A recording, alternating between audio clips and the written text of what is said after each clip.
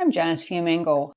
Since it was announced that Kamala Harris is Joe Biden's vice presidential pick, there has been a lot of discussion about Harris's record, especially her decisions as Attorney General for California, during which time she imprisoned and kept in prison thousands of men for negligible or doubtful crimes.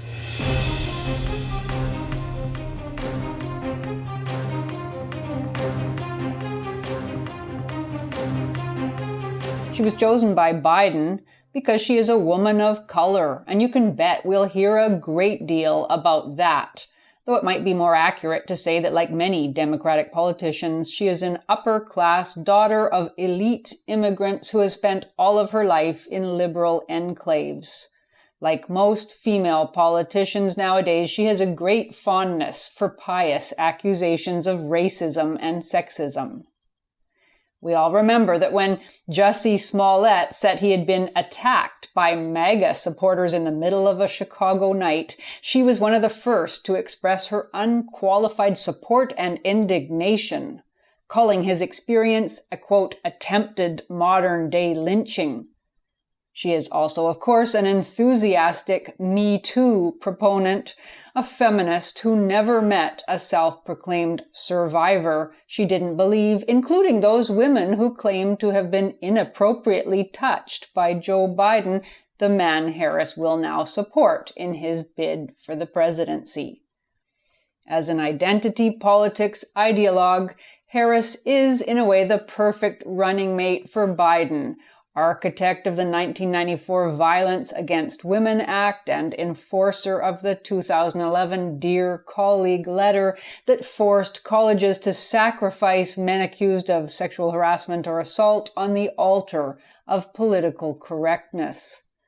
Biden is widely considered to have done more than any other politician to destroy due process protections for accused men. The outright disregard for men's due process rights, the full-on embrace of Me Too, and the enthusiastic exploitation of identity politics are plenty of reason to reject these two.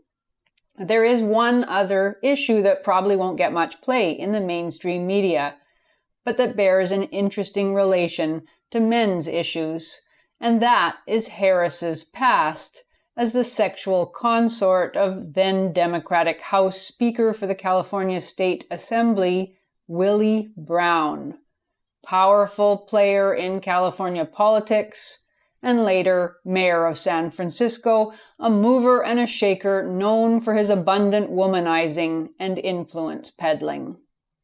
It's no secret that when she was 29 years old, Kamala Harris had an affair with Brown, beginning in 1994. He was 60 years old, a married man separated from his wife. She was a good-looking and nubile 29-year-old lawyer. It's hard to believe that it was a case of love at first sight for the two of them, or even of mutual passion. So far, none of my business. But during the roughly 2 years that they were involved, Willie Brown appointed Harris to two high-profile and well-paid positions, one on the California Medical Assistance Commission and the other on the Unemployment Insurance Appeals Board. Certainly seems to have been the case that he compensated her handsomely for services rendered.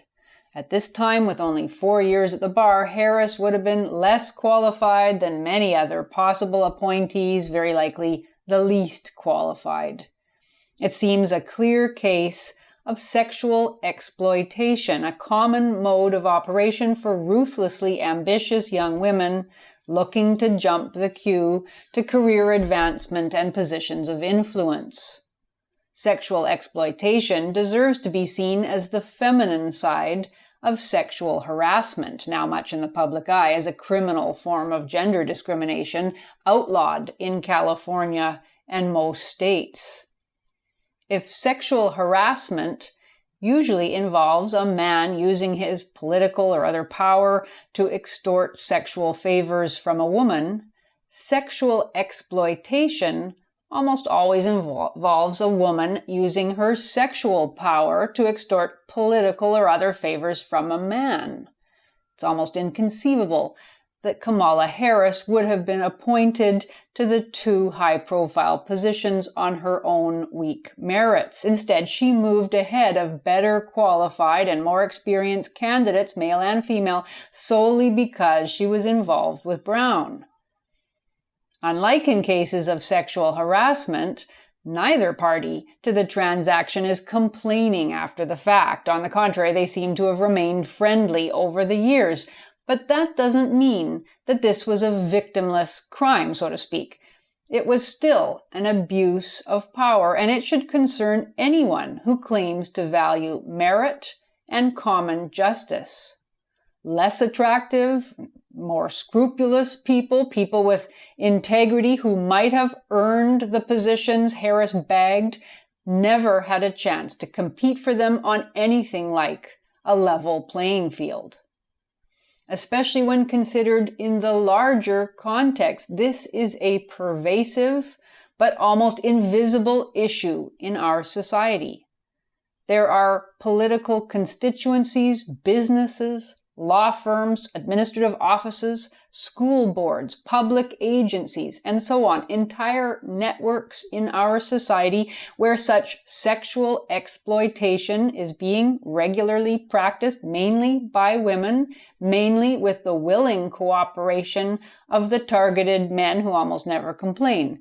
These are all areas of our society where merit has become at least secondary and where well-qualified but principled women and men don't stand a chance. The question is, if men are to be condemned for exploiting their power for sexual access, supposedly because it hurts all women and warps workplace cultures, then why are women held guiltless when they exploit their sexual power for political and other access? Do their actions not also corrupt workplace cultures, breeding favoritism, resentment, mistrust, apathy, and rancor? Well, not surprisingly, the mainstream press and people in general are uninterested in this case of what should rightly be understood as female sex privilege, for which Kamala Harris and many other women like her should be called to account. But we can be confident she won't be. If and when the subject is raised, Teflon Kamala will be portrayed as a victim, attacked for being a sexual woman, though that has nothing to do with the issue. We will hear about the virgin-whore dichotomy, a supposed invention of the patriarchy to keep women in line and supposedly to prevent women from expressing their desires. The fact is, however, that Kamala Harris abused her power, accepting positions she hadn't earned and that she knew she hadn't earned, using her female sex privilege. Until women and men hold women accountable for such unethical behavior, it will continue to corrupt public life.